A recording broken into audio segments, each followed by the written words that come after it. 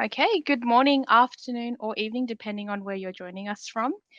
Before we dive in, I'd like to acknowledge the traditional custodians of the land on which we meet. The University of Queensland pays our respects to their traditional owners, their ancestors, and their descendants who maintain their cultural and spiritual connections to country. We also acknowledge their invaluable contributions to both Australian and global society. So, my name is Rena, and I'm a member of this year's UQ Young Alumni Board. Joining me today are some fantastic members from our different portfolios. Specifically, in the Young Professional portfolio, I'm pleased to be accompanied by Janita, Hayden, and Alicia, who have either facilitated or will facilitate our Beyond the Paycheck webinar series. And we'll definitely not forget Nina, who is working behind the scenes to make the magic happen with all the events. So today we have the pleasure of hearing from our travel expert who'll be sharing insights on how to save money while traveling. So let's get started. Nathan is a seasoned travel consultant with extensive experience in the travel industry, currently serving as a travel expert at Flight Centre Travel Group. Since joining the company in August 2019, Nathan has demonstrated exceptional expertise in curating personalized travel experiences for his clients.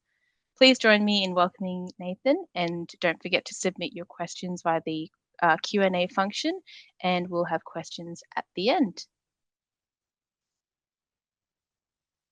Hi, everyone. Thanks for having me. As we explained, my name is Nathan. I'm working with Flight Centre, and I'll be a travel expert today.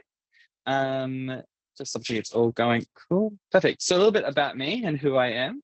I've been in the travel industry for 6 years now. Flight Centre makes up 5 of those. Currently, I'm in the city, but I'm soon to be moving over to the Toowong store, so right by UQ and St. Lucia, which is super helpful. I've worked at Queen Street for 2 years now. I originally started at Toowong there for 3 years, and then I did a year next to the global head office, which is in South Brisbane. I love everything to do with travel. And so far, I can boast 21 countries that I've been to so far, Italy being my absolute favorite. And I've added a link to my email in case you had any more travel-based questions or more niche questions you'd like to ask, or for when you're ready to book your next trip.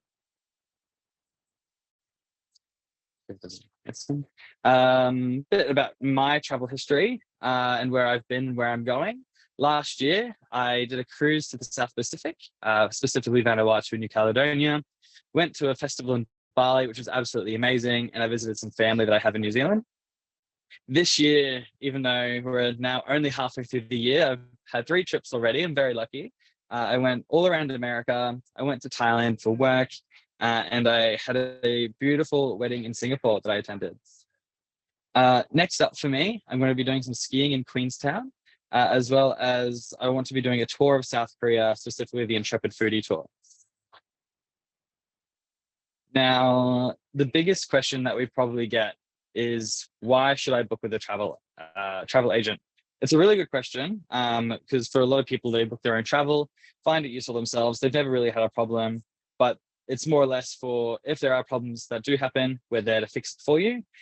As a travel agent, we are experts. For example, you go to a mechanic to fix your car. It might be cheaper for you to do it yourself, but you have someone who is guaranteed to make sure the car runs perfectly, your holiday runs perfectly, sort of that kind of vibe as well. We make sure you're getting the best value for your trip. There might be you're going to Europe and you've got just your basic flights there and back. We might be able to work out it gets cheaper if we do a stopover for you, which also you get another holiday out of the trip, so you can't complain at that. We have the widest search and options at our disposal. With you saying what itinerary you want, within a minute and a couple of clicks, we can find the lowest price options, whatever routing is possible. And the same for cruise lines, same for tours. You tell us what you want, and we have the world at our fingertips. Even if we haven't been there, we've definitely booked it at least 100 times. Plus, we've got hundreds of years experience throughout our store networks and our areas. So we know how to get information. If not, we know the information already for what you're doing. Not necessarily do we have to be there, but it's one of the lucky fortes that we've got. Normally, our prices are very similar to what you're paying online. A lot of people think that Flight Centre or just travel agents try and charge top dollar for things because we're trying to get the money out of it. We're trying to get our sales up. That's not necessarily the case. We're trying to get you the best holiday possible. The best business we get is repeat business. So we're wanting you to keep booking with us. So we're going to give you this at the lowest price we can. And further with that, our best interest is to find exactly what you want at the lowest price. I kind of just touched on that.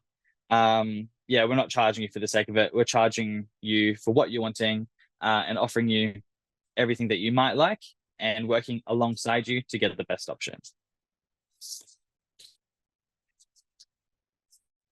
Next, our next biggest question would be, when should I book? For your international trips, 6 months is where I've seen to be the best time in advance to be booking for your internationals. For domestics, I would say 3 months is a good time.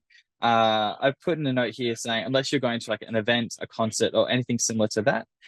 More specifically, I know a recent example was the huge, like the Taylor Swift concerts that were happening. That definitely would have needed to be booked far in advance.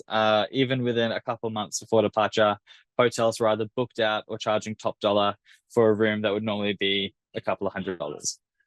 For the New Year's and Christmas period, that one's a bit unique as well. Not necessarily would I say 6 months, but 9 months in advance would be good for that.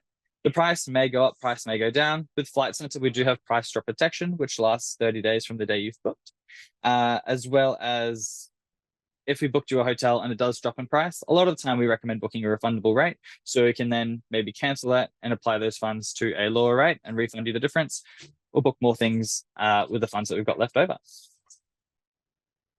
Next slide, please. The next slide, if you've got kids, which I know I saw the demographic we've got here. There's quite a range of different people coming from different backgrounds. So for those who have kids, all over the world, for booking more than 3 people, it can be really difficult, especially more common these days, seeing it for Asia and the South Pacific. When putting a budget together, sometimes how it works out, you have one room with a double bed or 2 twin beds, and you can't really fit a third person in there unless they're sleeping on the floor, or 3 people sharing a double bed. Sometimes it comes out to budget out for 2 hotel rooms. Not necessarily can we guarantee the rooms will be together. You can put in the requests of the hotel and we'll look after all that nitty-gritty things so you don't have to. But booking 2 rooms can sometimes save you a lot more money than booking 1 room with trying to add in that roll away. Just because I know, for example, Fiji is one of those tricky destinations where unless you're getting a family suite, which is the most expensive room type, you're not going to be able to get 3+ beds quite easily in the same room. In terms of an easy family trip, I would never skip over touring. There are some tours that have a minimum age of 11 and even some of a minimum age of 5. They are labeled as family trips, so you know what you're booking, and definitely read upon the website before you fall in love with a trip. I know I've seen many people fall for that mistake where they've fallen in love and then realize their youngest can't come. So definitely double check that before you fall in love with the trip. Flight Centre, we have, as I say, the widest array, so we can help you pick what trip is best for you and for the family.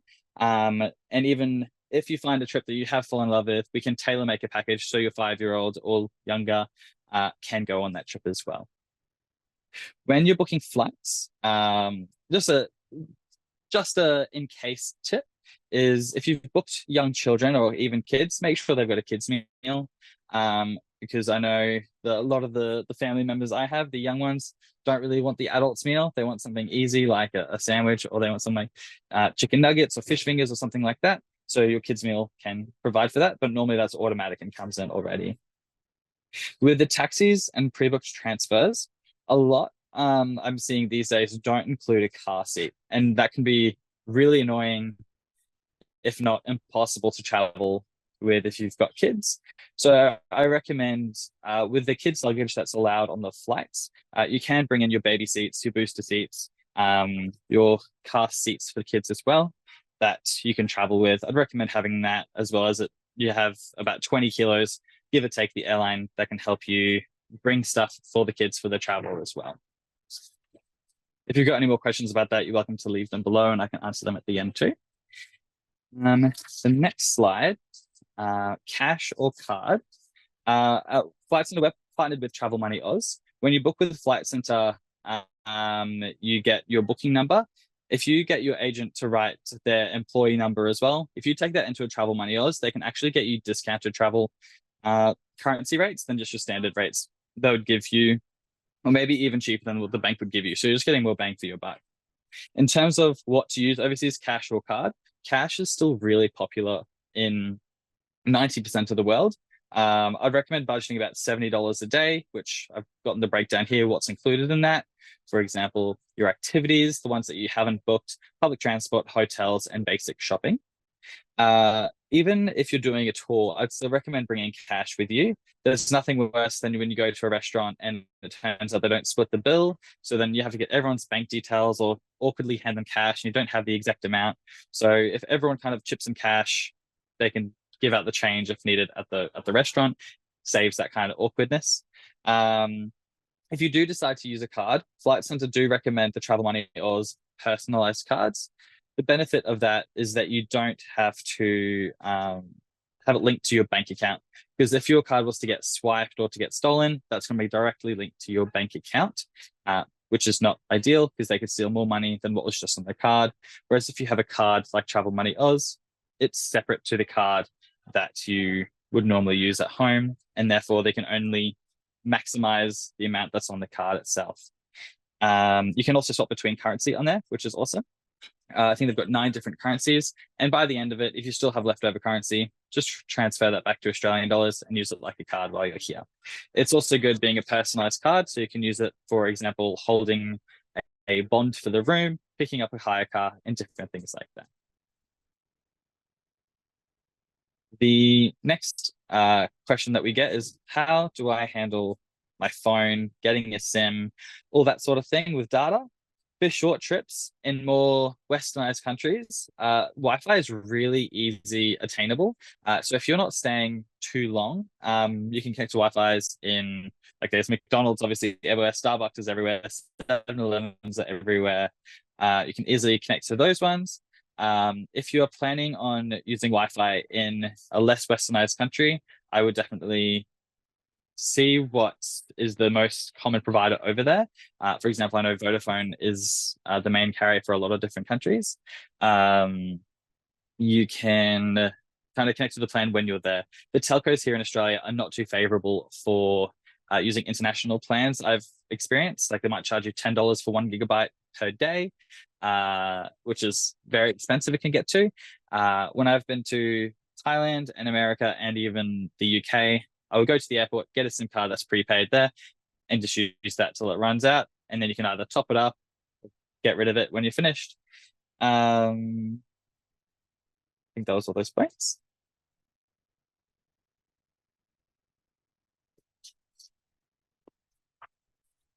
The card, the tour or not to tour? That's another question that we have, or even just an objection we get as well. A lot of people are saying that they want to do it themselves. They're not a big fan of tours, even necessarily that they haven't done one before. I've written some pros here that can help change your idea and perspective on tours.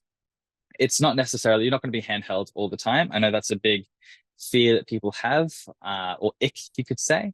But not all tours are hand-holding. The tours that you might be seeing were probably a bit outdated now. A lot of the tours really try and utilize and maximize your free time. So they might have in the morning, we've got this tour going on, we've got this activity going on in Paris today. We can either take you right to the heart of the city and you have your own time, or you can come join us on this activity. You've already paid for it, it's included, well, do what you like. At the end of the day, we're going to be doing a third activity, which you have to pay extra for because it's not included. Feel free to join us, or we'll meet you back at this pickup spot and take you back to the hotel if you'd like to, or the night is yours. Have fun. And then the next day, they might take you to the next city and so forth. It's pretty easy and straightforward with that. Speaking of cost, it can be very similar price doing a tour compared to not doing a tour. If we're looking at the total costing of transfers, entertainment, activities, accommodation, breakfast, all those sorts of things, public transport, that all definitely adds up. And tours obviously encapsulate all that. So all you need to do, book the tour and stretch your legs out, enjoy it. the tour guide is paid to make sure you're having a good time. Obviously, when you're here, you book to make sure you are doing the right things, and that's as far as you need to be worried. The tour guide is going to handle everything. If a hotel cancels, they'll book you onto another one. You won't even know about it. I know when I've traveled before, I've done Europe a couple of times. Once was independent, one was on a tour. I could tell you every single day, every single hour what we were doing on the tour. When I've traveled independently, especially for Europe, you want to make sure you're at the airport at the right time, catching the train at the right time, at the right place for the activities at the right time. It can be very stressful. And it gets to a point of you're trying to make a time for having fun without having fun. And it's definitely a combat of them both. Tours aren't perfect for every scenario and every destination for everyone, but it's definitely something to consider and see what's out there, see what itinerary you like, and maybe match that to what you're doing, or do a budget and see how it equates to independent to a tour. It can definitely work out quite similar. Yeah, and also the big thing that a lot of the tours advertises, the friends that you make along the way. I know I've made a lot of friends on those tours that I still speak to today. And when I go overseas now, I have free accommodation all over the world. So there's some other benefits of doing a tour too that is a little less known. I thought I'd put in some basic immigration details here as well. This is more specifically just for Australian passport holders. And even further specifically, you need to have 6 months validity on that passport for the date coming back into Australia.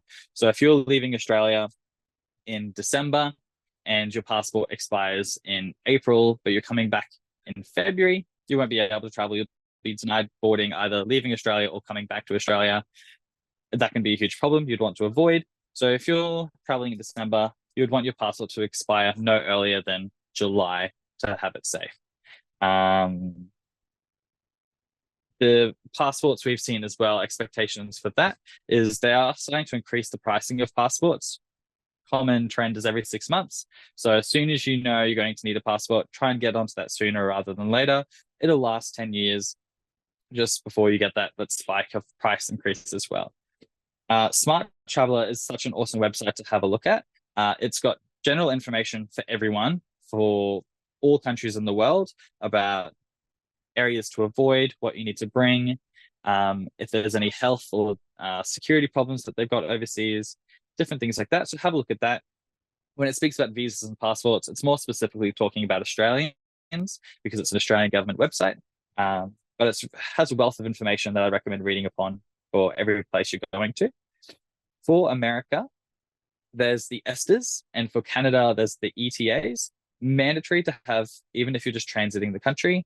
If you wanted to email me, you're planning on going to those places, I can send you the government links for those. You want to make sure you're going on the right websites for those, the right government websites.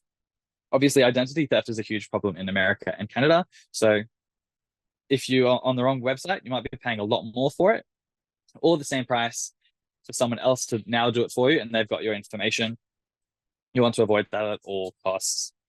There was talks throughout the last couple of years that Europe, like Australians, are going to need visas for. Nothing new on that so far. So I can only give you the up-to-date information.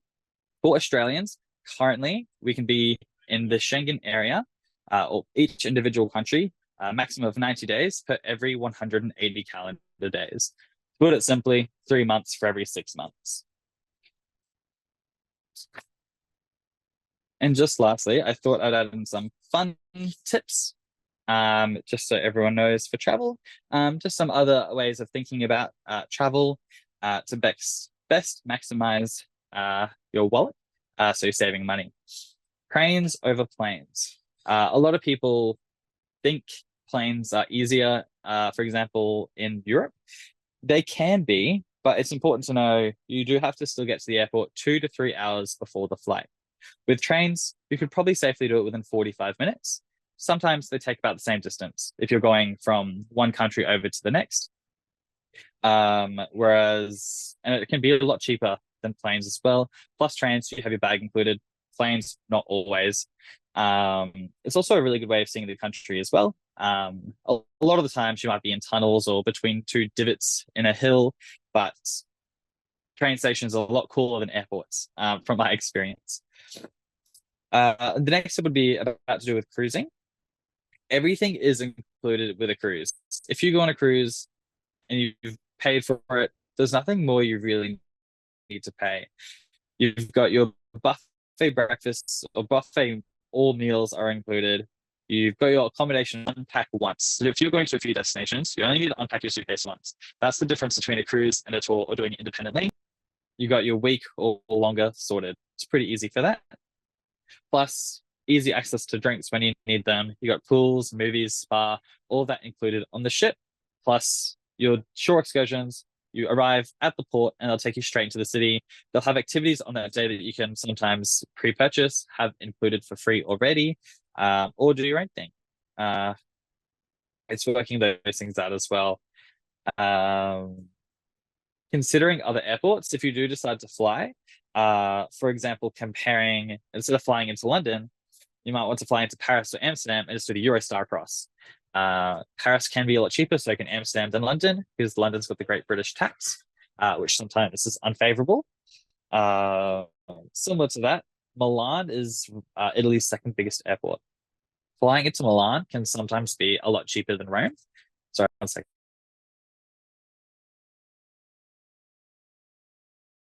Thank you.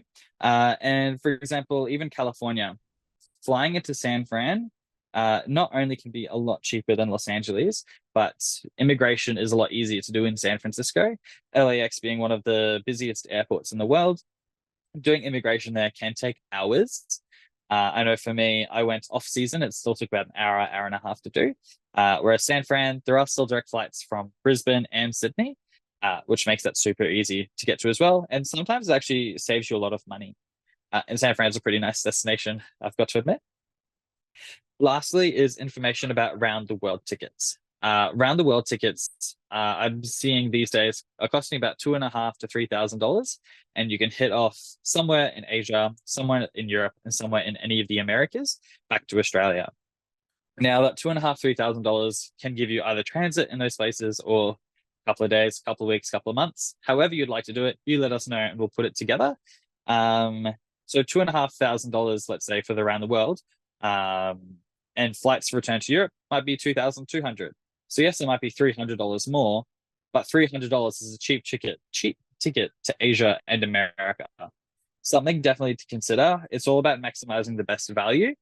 So you could do 3 weeks, huge summer in Europe, and then staying in the Northern Hemisphere, having a week summer in America would be pretty cool, and maybe a couple of days stopover somewhere in Asia, working it around to have the best time where you're wanting it, and spending the least amount, or spending money on the things that you're wanting to spend money on.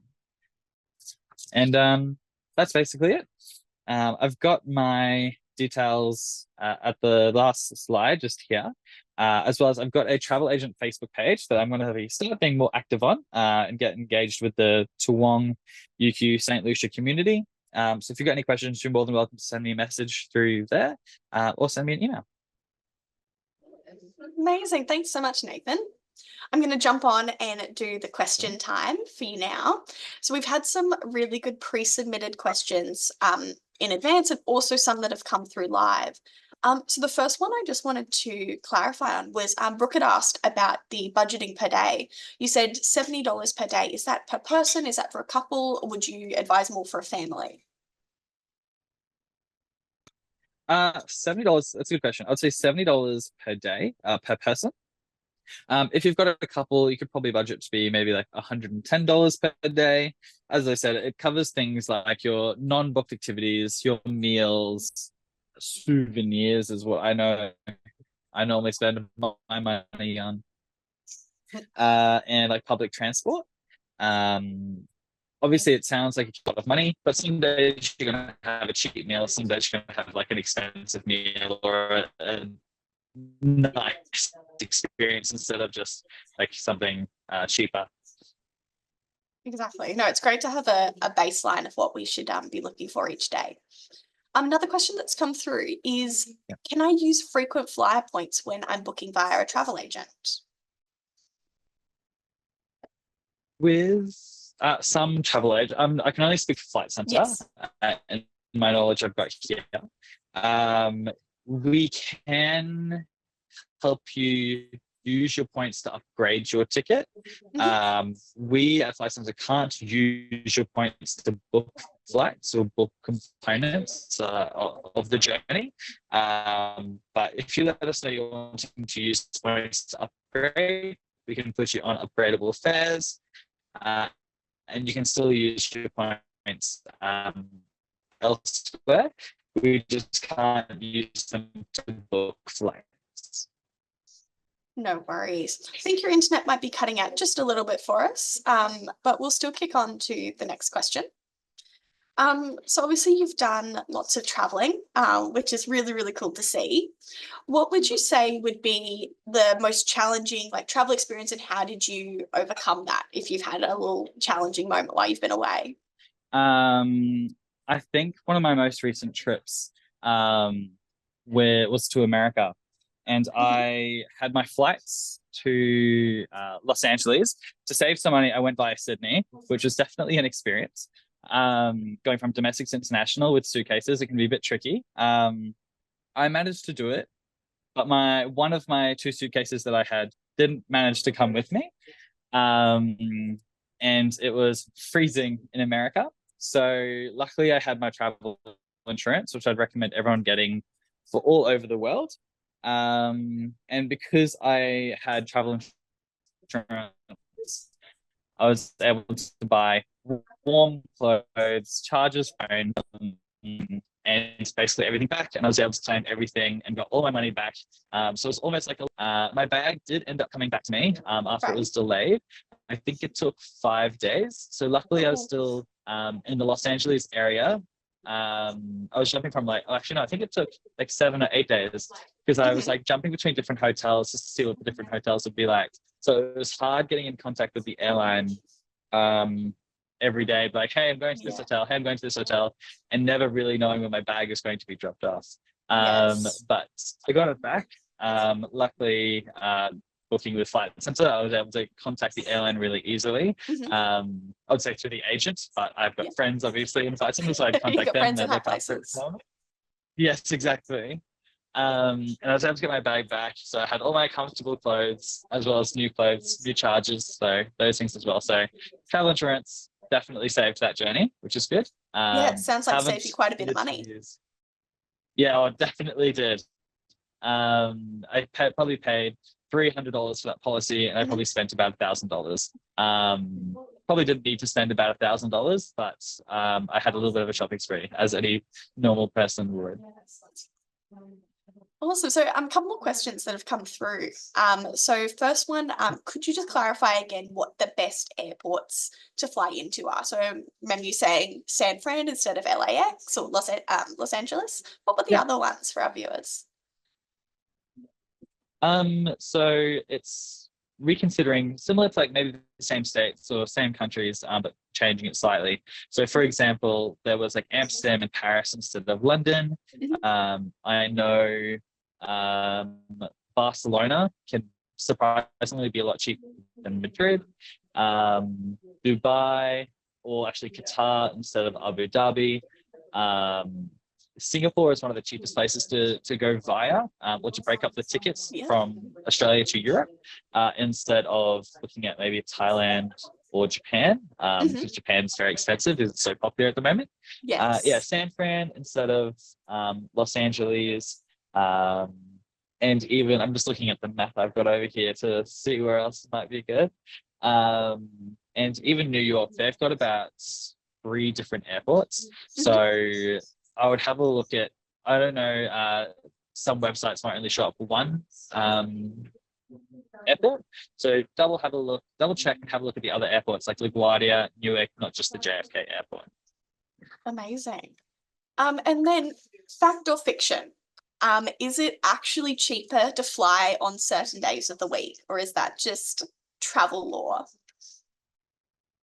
We have a lot of people coming in saying, I want to travel on a Tuesday because I know it's cheaper. There are, I think it's more common for domestic flights. I do see that. For example, people not flying as often on it, like between Tuesdays to Thursdays. Friday, Saturday, Sunday being quite busy, and Monday is about the bridge in between because people are thinking they're going to save money and they do. But then if you're in the last 50% of people to book the flight, you're not going to be saving money. Yeah. For international, I wouldn't necessarily say it's true at all. It's more or less the times of the day. Sometimes, like there's a 1 a.m. flight, 2:30 flight out of Brisbane, which a lot of people don't normally go for because it sounds terrible. But if you just arrive the night before at the airport, it all just comes down to availability. Thank you all so much for joining today.